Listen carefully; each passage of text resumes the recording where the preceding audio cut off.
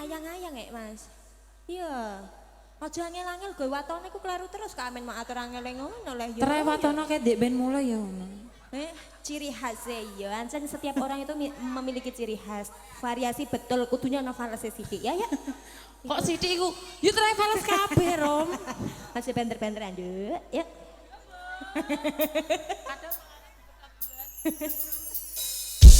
Ayo dong, nyanyi pit nyanyi pit.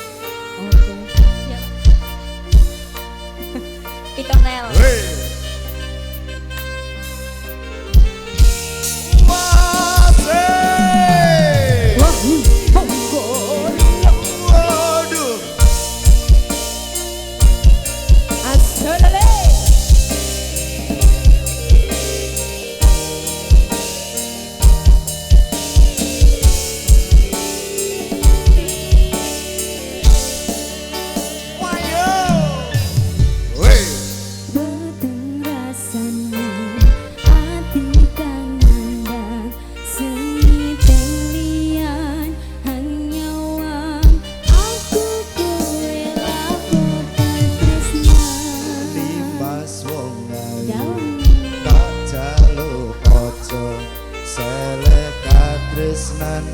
Pancene tresno kuwi akeh pacoba.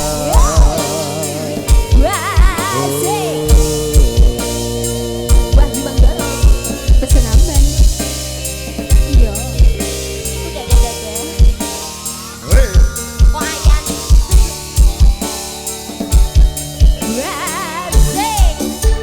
Ayo. Hey.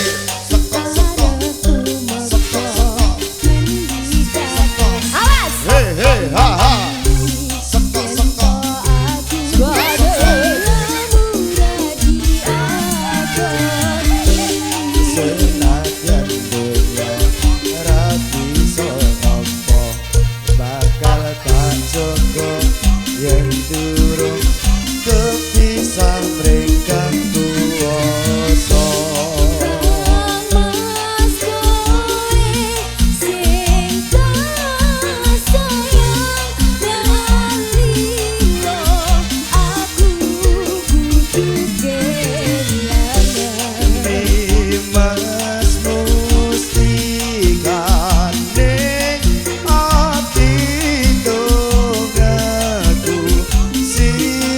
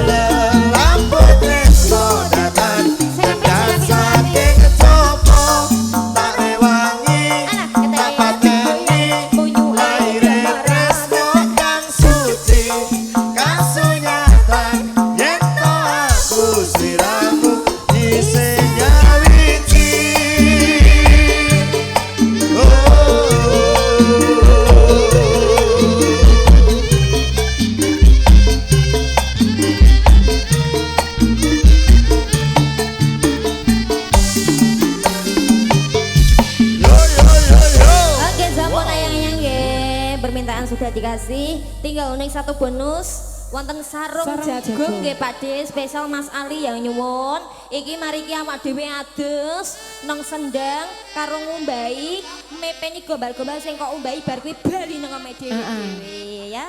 Ayo, Dik. Ayo, Nduk. Sarung jagung. Sarung jagung Pakde. Anak-anak. Anak-anak ndokmu kuwi. Jare balita. Bawah 50 tahun. Iya, iya Nduk. Yang pulang hati-hati deh Mas. Bonus. Iso kowe nyok. Ayo kok iso.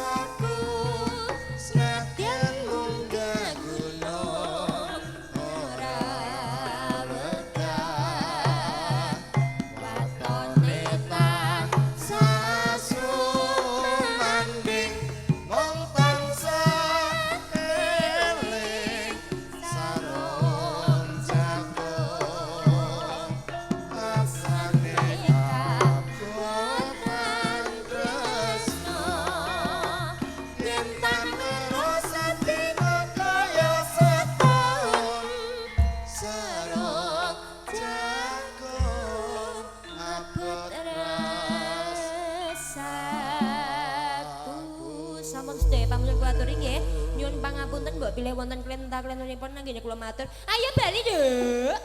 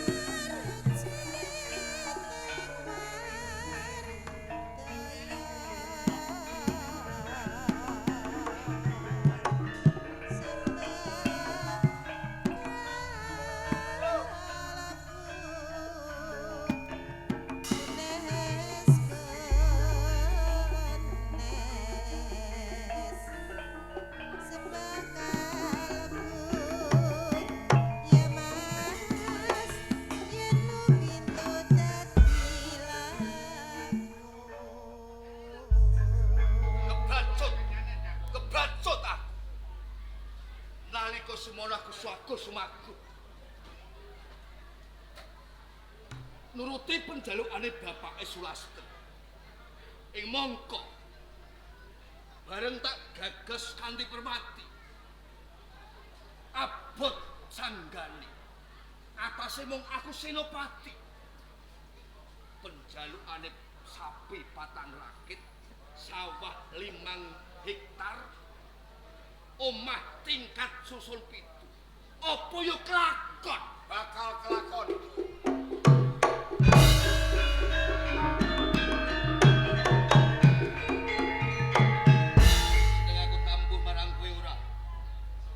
Bareng aku ngubroso kaejanan ing papan kene. Kowe nyebowo yen bisa. Aku Gagak Werda. Gagak Werda. Jur kowe sapa? Aku Bagus Pratala. Bagus Pratala. Gagak Werda piye? Wiwit mau aku ngerti nggonmu Ngudarasa. Iya. Bab ngenani bondo donya kowe nuruti calon maratuamu. Kudu bisa mbok turuti. Yen ngono kowe ngerti kabeh. Ngerti kabeh.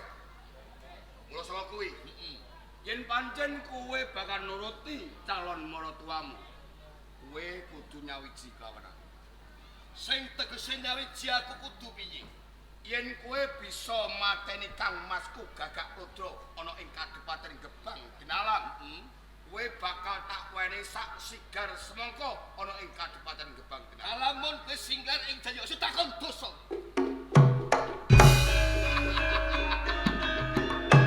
Bakal keturutan apa kang dadi karepanku.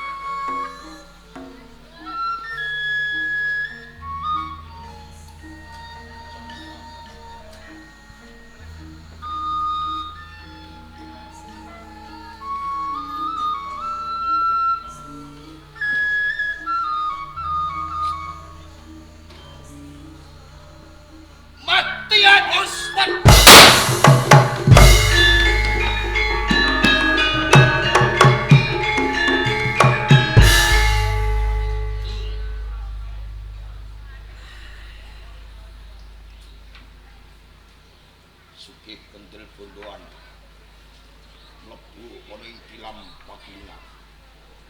Malah kaporo kowe arep ngalap Yuswaku. Kaporo. Ora nyedak.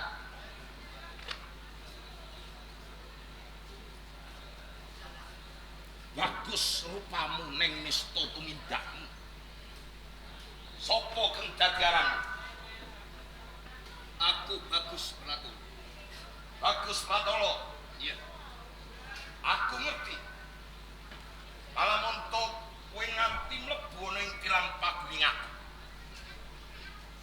Arep ngalap Yuswaku. Saktenaning dudu karepmu dhewe. Yen ora selak batin, sapa sing utusan karo kowe? Yen kan pancen kaya ngono. Pas kita tenan. Pancen kabeh dudu karepku dhewe. Iya, pancen aku ngalap opah. Tapi ngerti sing perintah? Sapa manusa? Gagak Werda. Yai Gagak Werda.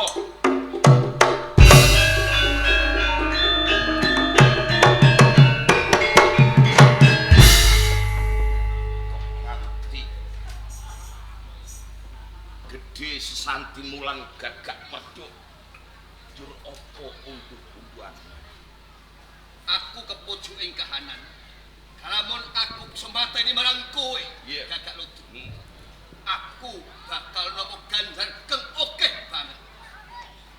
Nanging okeh ini aku pengen ngerti sepuluh tanpa wilangan. Mung perkara ngalap opah satemah kowe tega bakal merjaya marang Yuswaku. Bagus Pratolo. Nek perkara ngalap opah niki aku bisa keparing kawan kowe. Wujud ora mung trima Mas Picis Raja Brana pangkat derajat mur. Nanging aku duweni panjaluk. Kalamun to jeneng sira bisa mateni Gagak Werda. Unduh-unduhane jeneng sira tak jumenengke dadi hadipat. Ana ing Gebang Tinalan kuwi kang sepisan. Sing angka loro. Kowe bakal tak gawke marang Kadangku Retno Pamikat. Sago pilih. Kanjeng Hadipati Gagak Lutu. Iya. Tembung panjenengan sak klimah. Lo catet ning aku. Lamun dika singkar ing janji. Aja tak wedhus. Ora usah kesusu bali. Kalamun to dimen jeneng sira percaya kowe bisa sapet jagong lawan Kadang. Rantinen sawetara.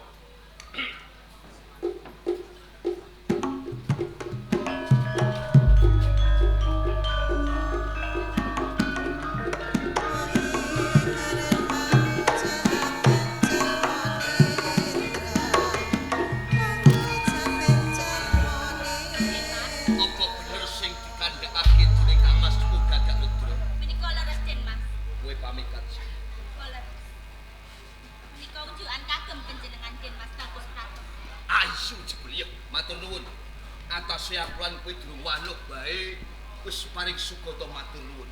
Ayumu lair terus bae. Monggo dipun.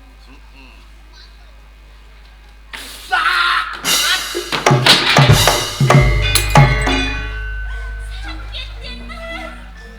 Ini kenapa panjenengan kepalane ganteng kula? Kowe ngapatiku ya. Kowe nyugoi unjukan rumangsaku banyu sing sedo nanging kanthi daru beksi ateges kowe diperintah dening sedulurmu Gagak Lutu mateni lambat. Sakit Den Mas. Saya menika wajib kelangkasan kula Den Mas Bagus Pratolo. Kula nyuwun pangapunten ing Gagak. Sakit Den Mas.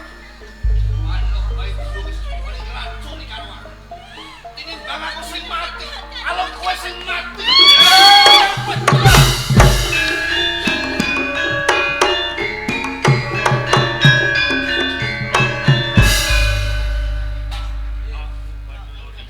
Ora sampura ketiopo karo pamikat sing.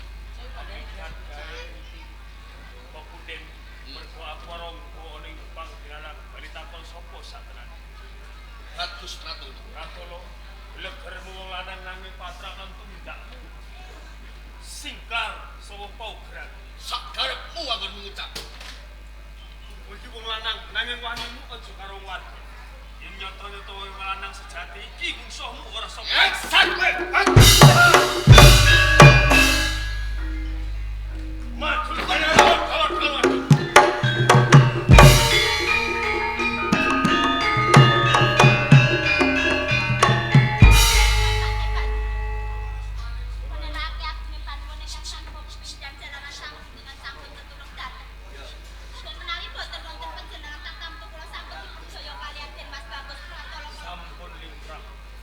Menawi kula menika caos pitulungan dhateng panjenengan. Nanging Burayu Pamikat Terus pundi Pak? ngantos kula tumindak kados mekaten. Tuhun niku kula ugi anggade pamrih dhateng panjenengan. Nggih Pak. Sempatipun nggih Pak. Dalmu anggen kula suwita wonten ing ngersane Kanjeng Adipati Gagak Lut. Semanten ugi dalmu anggen kula nyimpen raos tresna dhateng panjenengan. Kula saewen ing Gondorayu Propawikat. Supados menapa ingkang dados pangundhek-undhek manaku. Kersa panjenengan kula pundhut minangka dados garwa kula matur. Paman-paman. Ya nggih. Sinasa panjenengan tresna dhateng. Nanging kula pangapunten ing kakak kula boten kersa dhateng panjenengan. Kirangipun menapa? Menawi panjenengan boten saged tresnani kula, pangkat derajat kula ugi dhuwur. Mangartosi sedaya menika. Panjenengan boten menapa-menapa kali. Nanging tresna menika boten saged dipun beksa. Pramila panjenengan ampun meksa dhateng raos putus kula Kang. Cetha menawi panjenengan menika boten tresna kaliyan kula. Napa mangkenipun kula tegelan mentala badhe mrawusa lan ngudha pariksa dhateng panjenengan. Kula nyuwun kanthi saged ampun panjenengan bajut hati Paman. Pisan malih. Kersana boten kula pundhut pira-pira. Hah?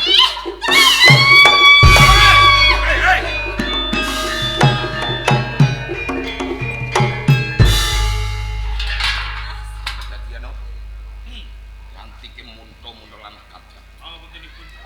Menawi kula anggadhe tumindak ingkang kirang trapsi. Iya. Menawi mboten wonten kula tartamtu kadang panjenengan Propawikat. Sampun mati awit saking patranipun Bagus Pratala. Rahayunipun wonten kula Kanjeng Adipati. Oh iya. Sedika mengkala terus Kang Mas. Nanging Kang Mas. Ibu. Paman Patek Bandulori tetulung dhateng kula menika mawa pamrih. Kalaka para badhe tresnani dhateng kula badhe dipun raosa kula Kang Mas. Apa bener? Jalaran damu anggen kula nyimpen raos tresna kaliyan kadang panjenengan. Sampun limrah menawi kula tumindak kados mekaten jalaran menika mboten kasedu lan mboten kersa pinangka dados bojo kula Kanjeng. Mulori. Ya nggih. Apa nggonmu tresnani lawan kadangku? Iki lair temu sing batin apa pancen kowe arep tresna kaliyan ngerong-ngerong kaban? boten wonten tinanipun menawi kula badhe ngrong-ngrong kawibahan panjenengan wesuhi wonten Kadipaten Gebang Pinala. Yen pancen kaya ngono. Kene wong tuaku pinjane wong tuan. Bakal tak jawabke lawan kadangku. Matur sembah suwun niki. Engko dhisik. Nang ngono syarate. Menapa syaratipun? Bagus Pratala paten ora. Bareng.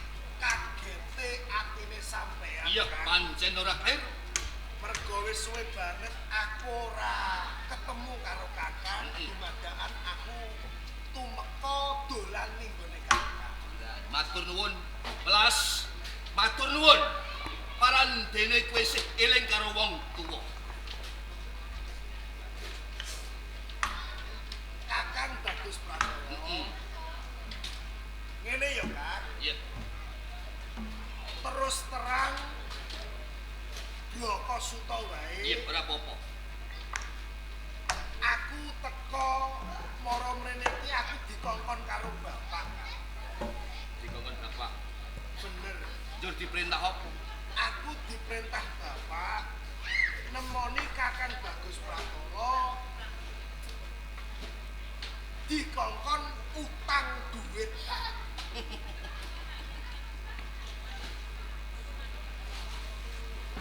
Kok diguyokake? Dadi anggonmu temoko ing papan kene iki mau ana karepe. Kowe diperintah bapak sing supaya nyilih duit marang aku. Mergo apa? Saiki aku wis urip kepenak. Mukti wibawa ana ing kraton Parangkencana sak temah. Bapak perintah kowe supaya nyilih duit. Plus Kakang Bagus Pratolo, kapribaden kowe sedulurku. Bapak kuwi ya wong tua. Nanging bareng aku kelingan nalika aku sing cilik kowe sing tak gendong tak kempit tak inggit. Bapak tansah mbedakake antaraning aku lan kowe. Yen kowe timbang cinti, yen aku timbang siladan, sak temah uripku disia-sia beda karo kowe. Bareng aku ngerti kahanan sing kaya ngene, tekamu ing papan kene diperintah karo bapak sing supaya utang duit karo aku. Lah kok penak temen tembung. Bareng aku urip mukti kaya ngene, kowe kelingan bapak eling aku. Saiki aku takon karo kowe. Apa karepe kok nganti bapak perintah karo welas nyilih duit nyang aku? Yo sing gedhe pangapuraku ya Kakang. Cetane kaya ngene. Mergo delok meneh adimu iki arep duweni bojo kan. Mergo bapak wong ora duwe. Mergo sampean iki anake bapak sing saiki dadi wong sugih. Iya. Sapa meneh sing tak sambati nek ra sampean? Dadi anggonmu nyilih duit kuwi mau kowe arep rabi. Ora kleru kan. Mbok nggo raget rabi. Cah lanange aja mlokro, aja gasro. Nyambut gawe luwih dhisik. Kalammu wis duweni brono donya. Lagi seneng wadon.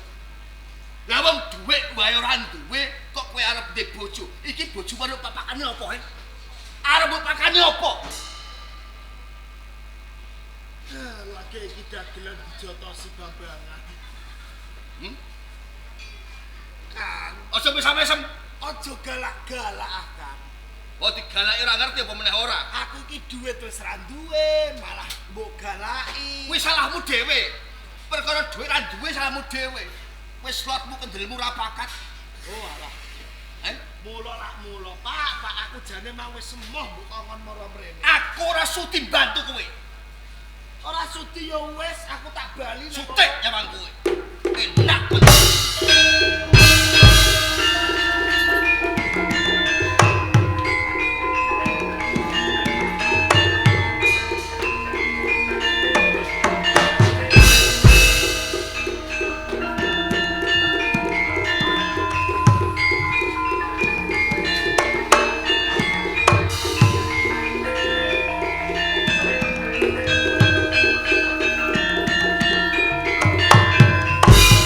Wis udakara ana 3 sasi.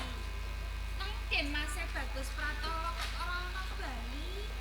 Mara ning omahku nembung wong tuaku. Piye sidane? Sida bisa ngudanani apa panjaluke bapak apa ora? Lah kok ora ana kabar? Rumah sakit Ning tengah alas kok ana wong gendeng. kok gendeng. Stres. Lah iya. Lah kowe ora ana kancane kok omong-omong dhewe. Mbok saur-sauri dhewe. Iki jenenge ngrasani, Kang. Ngrasan kok kangkang iki. Difoto Sampe- sawang. Sampe lanang ya tak undang, Kang. Ning yo beda sandang pengangguku kok celuk kang iki aku padake wong desa kuwi. Sampean sinten? Kakak Werjo. Terus apa? Kula Sulastri. Sulastri. Jan Bagus nopo? Wong Eh? Salendra kok mlebet sak tengah alas mlebu teng desa. Apa ora entuk yen aku ki nang tengane alas ning gone desa, mung aku ki padhe-padhe. Entuk mawon. Padhe-padhe salah sawijine wanita mengkone bakal tak dedekke garwa prameswari. Mergo sedulur maneh dadi bupati. Golek bojo. Iya. Nek mau kowe tak rungokke, kowe ngrasa-rasan bagus Pratolo. Iya. Nggih, sampean serawung. Ya srawung. Kowe ana gandeng jenenge apa karo Bagus Pratolo? Kula niki karo cara desa keterenge niku pacare. Oh, calon bojo. Ngene Tri. Kowe iki satenane diapusi karo Bagus Pratolo. Ya pusi pripun? Iya. Mergo apa? Bagus Pratolo iki yo duwe katresnan ana ing kabupaten kono. Lah. Malah kapara iku kadangku dhewe. Muga aku ngerti katresnane Bagus Pratolo lawan kadang. Yen kontene ana ing papan kene ora bakal teko. Lho iya lho kula iki. Diwurungake. Nggonmu kepengin dadi bojone Bagus Pratolo. Rampungi ngoten. Iya dong, wong lanang kaya ngono kae ora kena dienggo patokan. Tok wis yen ana bocah wadon kae ditresnani. Nggih. Boten badhe kula teni tresnane dimaksud Bagus Pratolo. Kula rampungi mawon dina. Tenan. Ora mungi tenan. Nggih. Nih. Kula nggih tak bali mawon. Mengko dhisik. Pripun mboten enten gunane wong jenengan teni. Iso mengko dhisik. Rene saiki wis ora ana gandeng tresnan kelawan Bagus Pratolo. Aku mau ora sekondo. Aku padhe-padhe salah sawijine wanita kang kanggo kamu. Kang pantes iku. Sampeyan Iso. sing mundhut bojo kula. Iya. Alah mangke nggih padha kalih Bagus Ora. Pratolo. Aja mempadake karo Bagus Pratolo. Iki aku tenang. Tulus ing batinku aku tresno karo kowe. Boten ngapusi. Aku ora bakal mangapusi karo kowe. Kena dibuktekke. Nggih. Iya. Kejaba nek ngoten. Ngono. Mula aja nganti pikiranmu iki ning gone Bagus Pratolo wae. Saiki dadi siji ning gone Gagak Werda. Gitu. Ora bakal Bagus Pratolo iki ngene kowe ana nang alas kene. Wis kepenak. Ora ora wis kepenak. Bagus Pratolo kuwi senengi wong lanang sing kaya ngono. Ora bilane. Nglarani ati wis duwe katresnan ning gone desa kok isih duwe katresnan ning gone desa. Coba. Janji dhewe kok dibeja. Nggih janji palsu wong lanang. Ngoten. Kon ayo bali mawon.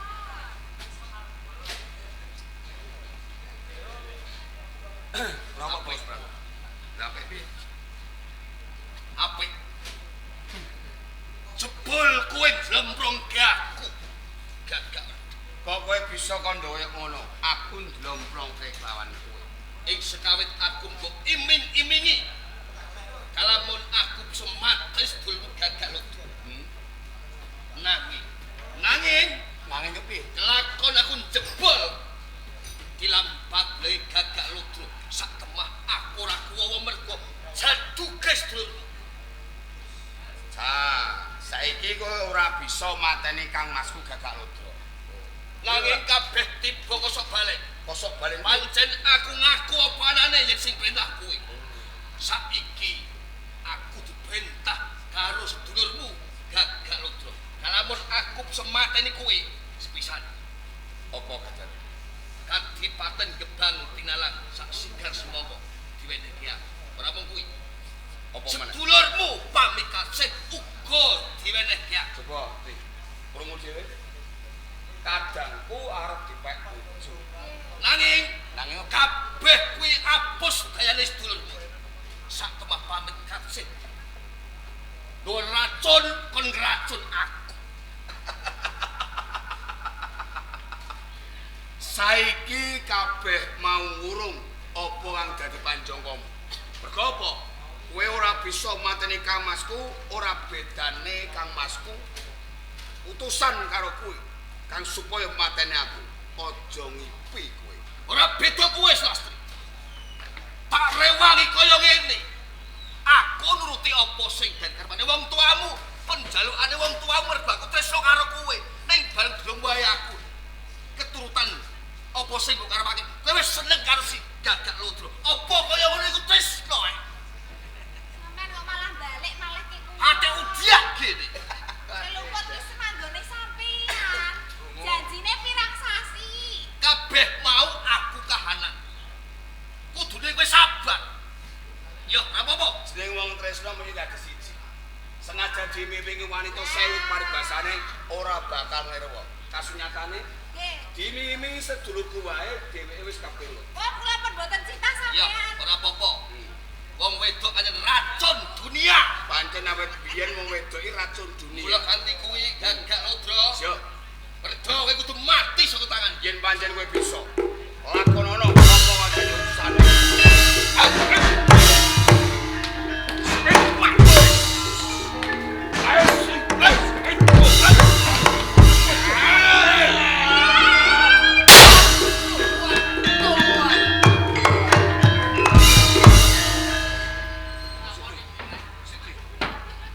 Lah iya. Karo Mati kae. kok milih nggon. Tri, Pripun? cilaka iki. Kok cilaka pripun? Iya.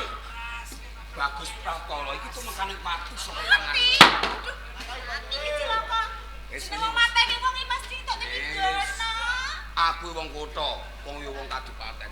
Ora usah wedi, saiki ngene wae. Aja nganti kadenangan pawongan yen sing materi Bagus Pratolo kuwi.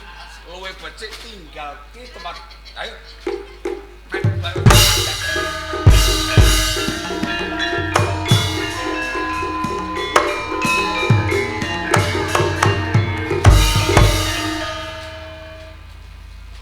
Iki pringe sapa iki kok ana getahe sakmene akeh. Iki ketoke kok bar dienggo mentung wong. Lho lak tenan to. Ana wong semakut. Lho kakak Bagus Pratolo. Oh, kok kakak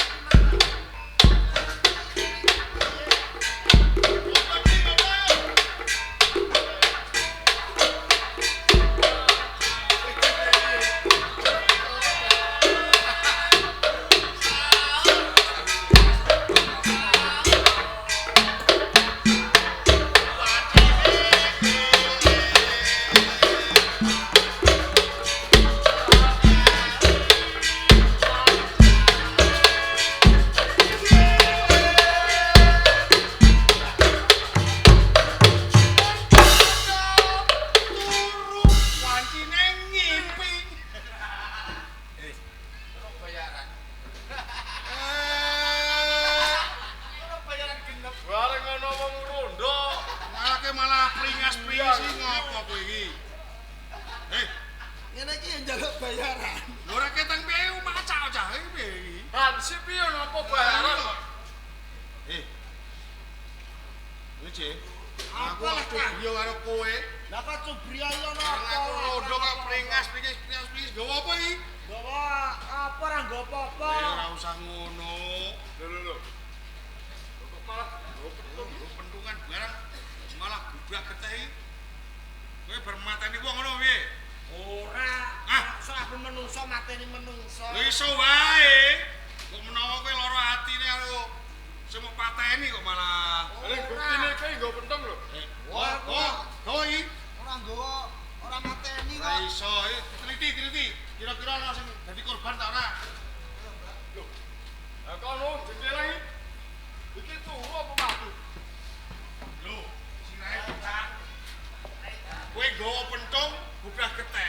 Yen ngono cetha kowe sing mateni karo wawangane iki ya. Gak. Ngaku ae hukuman selak kowe.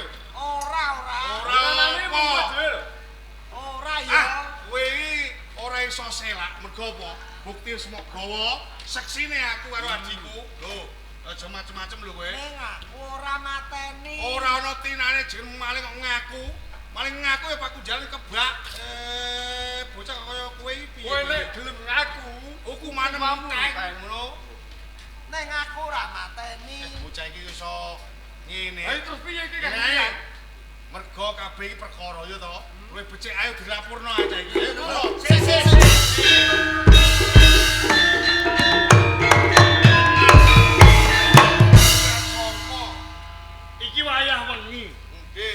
meneh iki esuk. Nggih, anjing noprake karek 3 kelir kok. Lah kok padha geger. Yen ana perkara mbok yo dirembuk. Iki lho, ngantos kula niku kejekan niku gara-gara bocah niki. Piyambake kula dakwa nak mateni tiyang ning piyambake selak. Kowe weruh dhewe. Lho, Apa ana bukti? Lah niku nyatane. Pentunge bukti. Lah nggih, pentunge gebrah geteh. Lah niku napa batange? Lho. Kang Mas bagus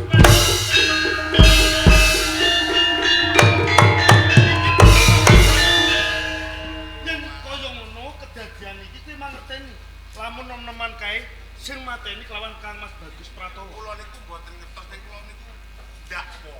Mobil piyambakipun ingkang mejahi kalih kadang panjenengan. Ning kene mbok yo ngaku. Lamun kowe sing merjaya kelawan Kang Mas Bagus Pratolo. Tenan iki ki sapa? Kula welas, Den. Welas. Nggih. Kula mboten mateni Kang Mas Bagus Pratolo. Kowe kena selak. Nanging kowe ora bisa indo perkara iki. Mula kanthi kuwi kowe bakal tak adili, bakal tak unggahke ana ing parang kencana. Bebarengan kelawan aku, kowe sak lorone pinangka dadi siji.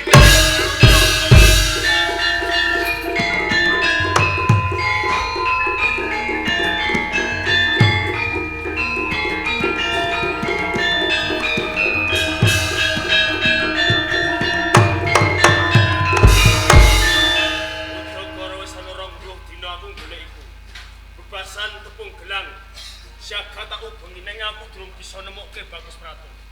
Apa yo jabar gegayuhanku pengen duweni bojo wong ayu kaya iki.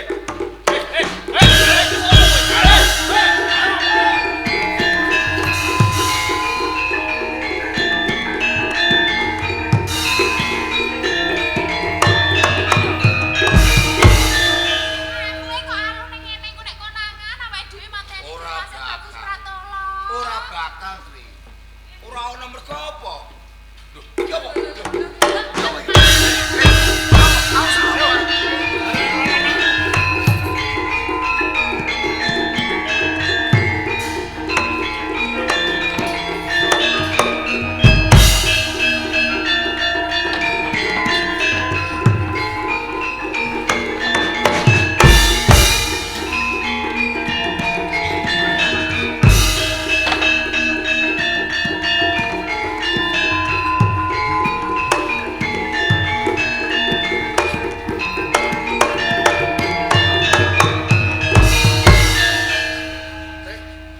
Lagi wirat sangka sowan kok malah. Oh, pawongan sakmene akeh. Wirat sangka. Kula Kanjeng Rama. Barunane apa nganti sliramu ngadeg ngersane Rama kok malah nganti rombongan sakmene akeh iki. Ngaturaken ketiwasan Rama. Titi wedal menika Kang Mas Bagus Pratolo dumugi pecah Rama. Pratolo mati. Injih. Banjur sing mateni sapa? Salajengipun kula mboten terima perkawis pejahipun Kang Mas Bagus Pratolo. Kula ngupadi titik lari sinten sejatosipun tiyang ingkang merjaya dumateng Kang Mas Bagus Pratolo. Lan iki wonten sak tengahipun margi. Pawongan-pawongan menika rerasan dumateng Kang Mas Bagus Pratolo. Lajeng kula pikut kula suwanaken wonten ing ngersanipun panjenengan Rama. Mboten dalem 1000 sinuwun. Iya. Estunipun kula niku sampun ngertos sinten ingkang mejahi Bagus Pratolo. Anak kowe ngerti sing mateni Bagus Pratolo Nggih. njur sapa? Lah niki napa? Iki Nalika kula rondo niku kula ngertos piyambakipun niku buta pentungan niku wau ingkang gubrah getih. Lah sasisipun niku wonten wangke mboten sanes nggih jenenge Bagus Pratolo kula wau. oh yen kaya ngono cetha sing tumindak bocah iki jenengmu sapa Gus? Kula pun welas sinuwun. Kowe sing mateni Bagus Pratolo. Mboten, kula mboten mejahi Kakang Bagus Pratolo. Sejatosipun Kakang Bagus Pratolo menika dulur kula tuwa. Kang Mas kula sinuwun. Dadi Bagus Pratolo sedulurmu. Leres. Ning kowe tau padu. Katemben mawon kula padu. Awit napa? Kula diutus bapak kula nemoni Kakang Bagus Pratolo ingkang supados ngampil arta. Tang. Nggih. Ning kula mboten diparingi malah kapura kula ditundung lunga. Wah, kurang ajar Bagus Pratolo kuwi. Kula lunga Dumadakan wonten tengahing wana wonten pring kula pendet. Terus Dumadakan bogo ngepruk Bagus Pratolo. boten Malah bu ngoprok ngono kok kuwi ora sing lara ati ora diutangi kok lara ati iki. dumadakan Kang Mas Bagus Pratolo sampun gumletak. Ajeng kula tulungi pentung kula pendet wonten tiyang kalih menika ndakwa kula mejahi Kang Mas Bagus Pratolo. Oh iki mesti pawadmu. Ben kowe uwal saka pidana. Iya, lha sing mawon. Mergo lara atimu kowe nembung utang duit ora duwene. Lara ati niku nggih. Boten saestu. Dene lho sono pring iki. Aja ngono lho. Diakoni wae. Mergo iki mateni kangangmu. buktine pentung kuwi Bapak Getih sing gawa kowe. Sesine kula lho adik kula. Ah, seksine wong loro kae. Sapa kae Karno karo Karmen seksine. Aku iki ngaku kok. Kula mboten mejahi nek mboten pitados ningali CCTV sing nuwun. Lah kok ono CCTV barang aku. Sing alas ono CCTV bento kowe. Kowe kegelan atimu. Iya. Mboten sing nuwun. Ning kowe ora rumangsa mateni. Mboten kula mboten ingkang mejahi mboten. Arep ora rumangsa mateni. Mergo kowe nggawa bukti pentung ing Bapak Getih, kowe tetep dadi Nara Prasangka. Mengko sak bubare dadi Nara Prasangka ditelesih jeksa negara, kowe bisa dadi Narapidana. Ya, Hukum kowe ndenang sing iki sapa iki? Kulo Bandolori. Warung saking Kadipaten Gebang Tindak. Banjur ana sambungane apa kok nganti kowe diunggahke nyang Pendopo? Kulo ugi boten ngertos punapa perkawisipun. Nalika semanten pancen ing wujud kulo pengin madosi Bagus Pratolo.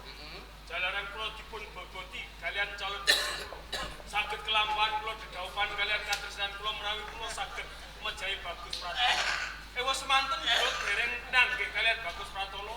Kulo dipun rangkeng kalian wiyantun ingkang bagus menika. Yen kaya ngono padha wae duwe niat kepengin mateni Bagus Pratolo. Inggih, karep kulo nggih ajeng merjaya Bagus Pratolo liwat dene kulo dereng kepanggih. Ya. Tetep dadi Nara Prasangka. Nggih, nggih. Lah sing kae, do ngakoni, ndang ngakoni ndang rampung ngono. sing kae sapa? Iki kula Gagak Werda. Ana sambungane apa kok diunggahke ndoko? Kula niku rasan-rasan kalih Bagus Pratolo. Awit menapa sih? Bagus Pratolo kula utus. Ingkang sepados mejahi kalian Kang Mas kula Gagak Werda. Iya. Wonten ing Kadipaten Gebang Tinala. Boten dipun turuti. Boten kasembadan Bagus Pratolo menika mejahi Kang Mas kula. Malah kosok wangsulipun. Kula aja dipejahi kalian Bagus Pratolo. Lho, boten trima wong kula wong lanang. Gelut kula. Nggih. Sak banjure Pun gelut salasan ngoten. lah sing kae cah wedok kae. Kula pacare niki. Niki calon bojo Lah kula. kok melu tekan kene? Lah kene wong Jenenge pacare. calon dak.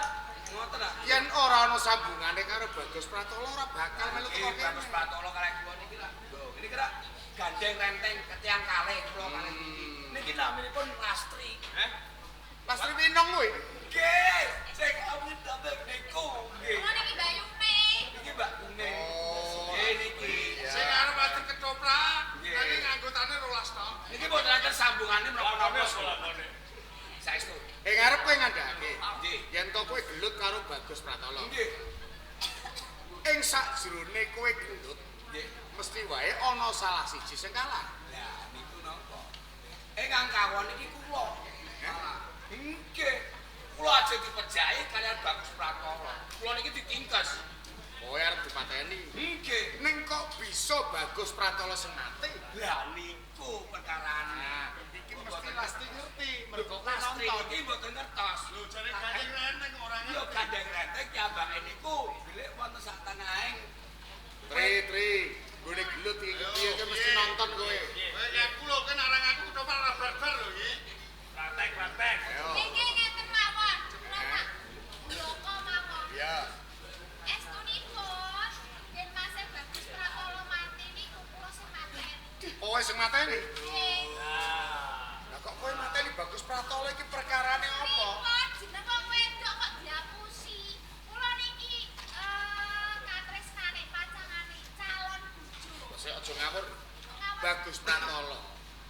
Kuwi putra mantu. Garwane putraku Anjarsari. Lho kok ngaku duwe pacangan kowe iki? Kon gadah bojo. Duwe bojo putra Parang Kencana. Kowe diapusi pindho te. Oh nggih kapusan. Agane. Akune niku tasih Joko, Kanjeng. Ya bae lho mati, terus niki ajeng kula mek bojo ngoten. Mboten terima kula niku ditingges kalian Bagus Pratala. Dadi ceritane cinta segitiga. Lah niki timbangane sayangmu kok akeh dipateni. Tak pateni luwih dhisik. Dadi mbok pateni. Melame matane nganggo apa? Kula contoni. Rene Mas, oke Mas. Iya Pomo. Ya. Gus Pratala. Cepet digambarke. Gambarke. Aku ditinggas. Ya aku tinggas. Cet ngene, ya terus beti. Aku masuk kali.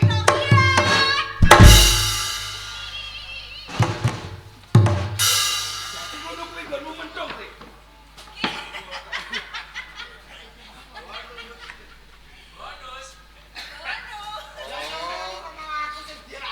Dadi pentung iki mau sing gawa kowe. Mbok go mentung Bagus Pratala. Ya. Yen kaya ngono, Lastri, kowe dadi Nara Pidana merga mateni Bagus Pratala. Syukur kowe iki penjara kowe. Wis ora iso, aku ora dipenjara kok aku ora mateni. Hukumanmu 20 tahun. Syukur. Ya suwene. Jaman ngapusi ora. Ngeten mawon. Ampun 20 tahun. Lah pira? Selawase mawon. Lah kok selawase? Lah lek ngukum teng payu manggolo kula ya kerasan kok ngono. Gagak Lodro, gagak Werjo. Kowe uga dihukum. Lho, kula niki mboten pejahi kok. Lah kowe sing jalari matine Bagus Pratala kok. Lah yo melu dihukum. Menawi kula. Bandolori uwal saka Naradawa. Welas uga keluar. Instruksi Ndara. Piye? Iki warung penjara sak lapas tenang. Lah kok malah metune malah pirang-pirang. Lha mana, Cuk? Lha kowe katresnan kok. Oh iya lah aku sayang. Kula kanthi kuwi teh. Rampunge perkara iki pinarbuka sapa kang dadi dalanging perkara patine Bagus Pratala saka pokal gawene Lastri. Nggih, Lastri. Gagak Werjo. Kanthi kuwi Gagak Werjo Lastri bakal nampa pidana pakunjaran saksuwene 20 taun. Ngiras pantes ayo bareng-bareng kembul bojone Anggrawina ngestreni pawiwahan ing bengi iki muga sak bubaring pahargyan keng kagungan kersa muga tansah pinaringan panjang yuswa sarta cepak rejekinipun mawiatan sampun paring